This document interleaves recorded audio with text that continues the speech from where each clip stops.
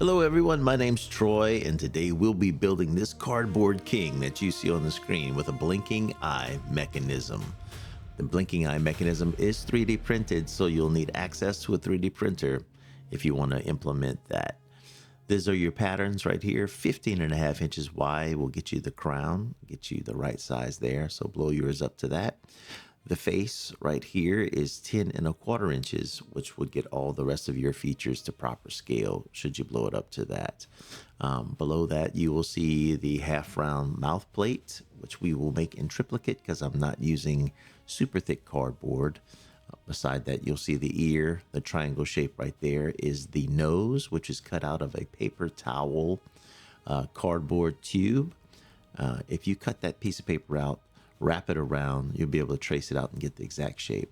The little tuft of hair all the way to your right will go for the bottom lip, the hair on the beard, and then below the mouth plate right there is the bottom lip, which brings us to the mustache right there. So that's your facial features. And on the back side, we have the beard. The king's beard comes in at a whopping 7.75 inches from side to side at the top. Make sure you scale it to that.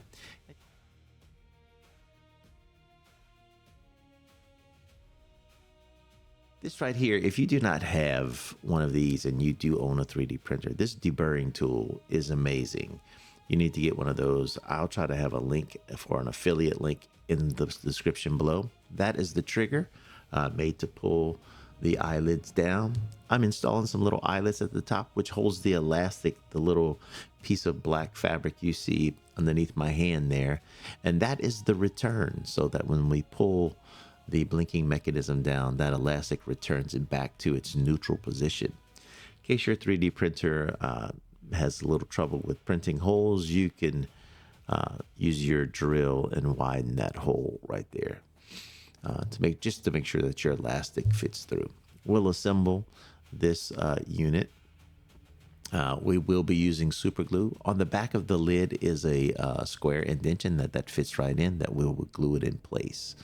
That goes to the bottom of the lid when you install it. You'll see here in a second. I like to use thick super glue to hold all the parts together. It doesn't run as much and cause big mess, especially when you're messing with mechanics. If you use the real thin stuff, sometimes it gets all over the place and it'll gum up the works of your mechanic. So something to consider. You'll see the zip kicker there and the little spray bottle at the top that I use to instantly cure that. Now we're going to pass the elastic through all three holes and lightly tie it, because we'll come back and set the tension how we want it for the eye mechanism. Enough tension to bounce it back into place, but not so much that you struggle when you try to pull it down, which causes issues with the mechanism. Making sure that the square to glue the handle is at the bottom. We will then glue the trigger mechanism into that square using the same super glue, of course, with the zip kicker. That'll hold it in place. This project was on a whim. I just wanted something creative to do. So you're getting the exact, I pulled it apart and traced it out so you can get the exact patterns that I used. Here we're tensioning up that, like I said, just making it tight enough that it will pop back up to its original position. But when you pull it down, it's not a struggle to pull that up and down. I recommend drawing the pupils and the lids once you have it all installed into the puppet's head. Don't try to do it beforehand because you won't get a good focus. So wait to do that. But like I said, I pulled it all apart to make this how-to video, so they were already on there. You'll see some tape on there. That's to cut down on the noise of plastic rubbing against plastic. Still hadn't found a perfect solution for that. As you can see right there, once we have it in place, you can add that, add the pupils.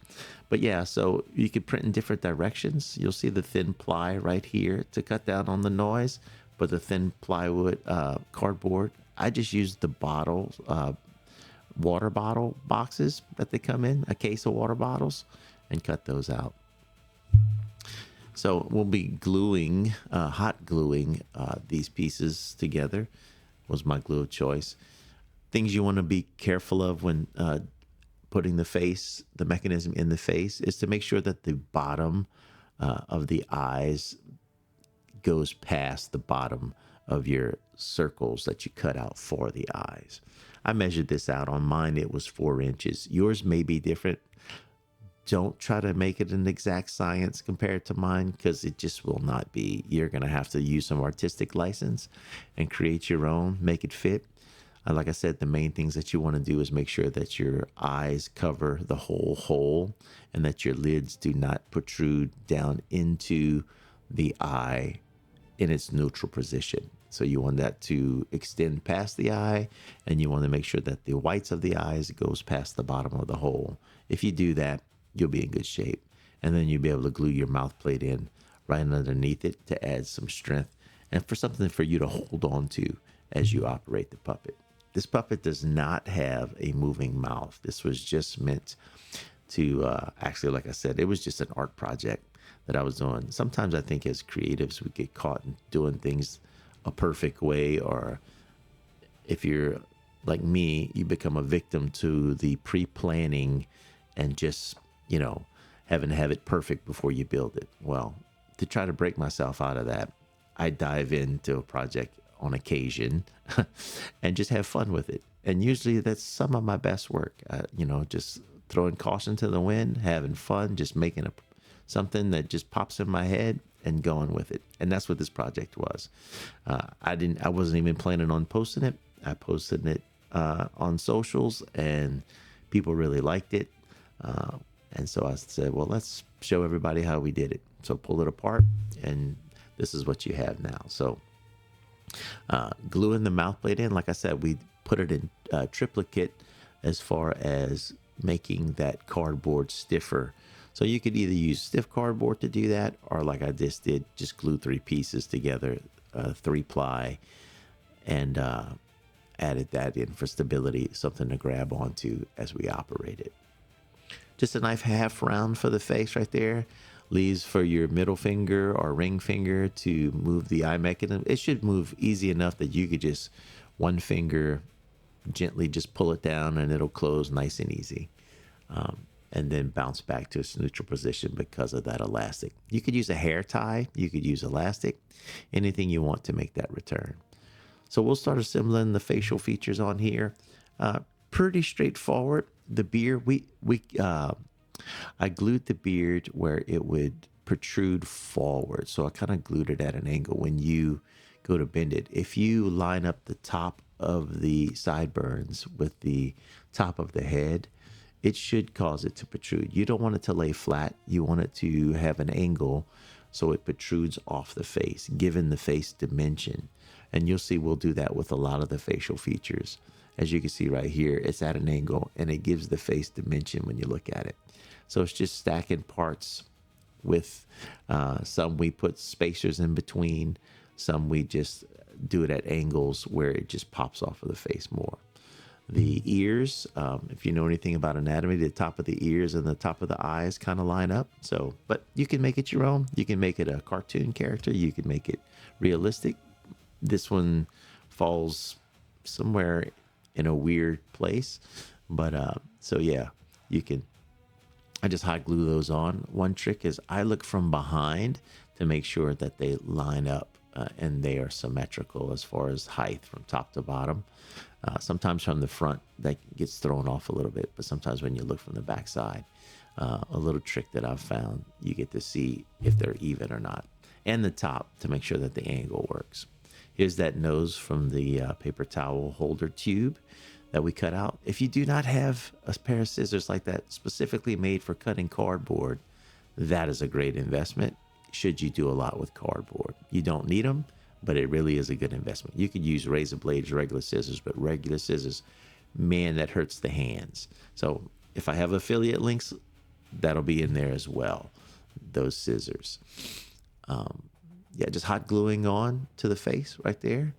And then here comes the mustache. If we put it flat, like I was talking earlier, you lose some dimension. But if I angle it where the bottom of the mustache protrudes out like that, it'll give us that more dimension, and it gives us room to tuck the lip in and add that to it. As you see, my hands keep gesturing the layers, the layers, the layers. You can see there from the side, that angle. So we just put a little glue at the top. I say we like there's more than one person building this. It's just me. We put the glue at the top and angled the mustache onto him, trying to center up the middle of the mustache with the middle of the nose.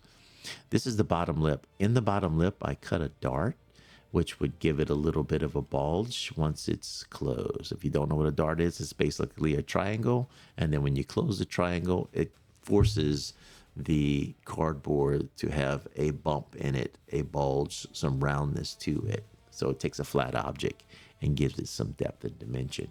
So I cut a dart into it, and I'm just going to glue that in place.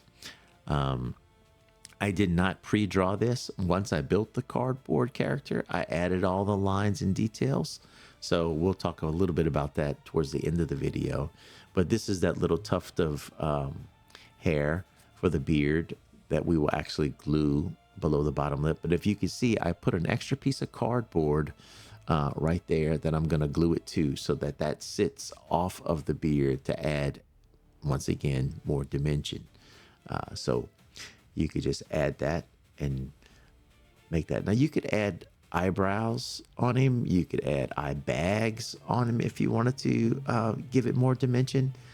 Really, sky's the limit, you know, as far as what you wanted to. You could do half circles under the eyes. Same thing, add a dart to it. It would give it more dimension. You could add a protruding forehead, so you could bring that out. I just chose to use the crown. I had it sit low on the head, right above the eyes. Just a little dab of hot glue, and I attached it to the nose. And then we'll go and glue the back sides once we have that in place. But it just kind of folded around the back of the head. It didn't go all the way around. Like I said, quick project, you know, just wanting to have fun, not wanting to overthink it. Just whatever came to my head, I just started drawing and cut. And this is what came out. So once you have that center glued in place, tacked in place, you can come and then just glue down the crown, making sure that the eye mechanism still works. When you go to glue the eye mechanism into the face, you want to make sure that it's not super tight to the cardboard, because that will limit the blinking mechanism. So make sure that that part has a little bit of room to move. Now I'm just showing you what I use. I use Posca markers. As you can see on that face that I'm drawing on there, I use Sharpies. They didn't come out as clean. Posca really works well on cardboard. So you can get you a set of those if you want, but if not, hey, use whatever you got. Like I said, I think what really makes this effect work is outlining everything. It just kind of gives it that illustrated look. So it brings the illustration and it makes it dimensional. So outline everything in a dark black. Of course, you could color it more in, as you see on that face right there. I use some pencil colors to add some color to the nose. I've seen people use Posca markers to paint a whole cardboard face, which is kind of neat, which I'm sure I'll try eventually. Just kind of exploring, you know. You can see the eyebrows that I added to the character that I'm drawing on. We could add those to the king too. That adds a lot of character and dimension to a face. So try that. Outlining the whole mouth, and you'll see I'll shut it down after and then decide to come back and add some stubble just to add some more facial detail to bring him to life. This character also, he was my first flat cardboard character, and he has blinking eyes and a moving mouth as well. That's why you see that outline around the mouth right there, because that is a mechanism in place. You'll see me operate it for just a second. All the way to your right, it's a little pigeon that I was working on. And if you have not seen that, if you go to my social medias or even YouTube shorts, you'll see a little clip of the second version that I made of him. He was just a prototype just to see what he would look like. So that's what that head is. You see me adding stubble right here, just poking the dots onto his face, and adding a little more detail to bring these characters to life. You can do this It's very easy, but make it your own. It's a creative process. Make it your own. Do it, adding highlights to all the high points of the face. Just a touch of white here and there really brings like a little glisten that adds that little bit of extra life. So try it. If you never used that before, a highlight white marker on your artwork, try it. Add highlights. Go look at how light dances off of a face. Put your own face in a mirror with a light and just see where the highlights are, and just mimic that. You'll see me operated here. Eyes blink, mouth opens. That's painted black. That's just cardboard there. Have an amazing time. Thanks for joining me. Bye, everybody.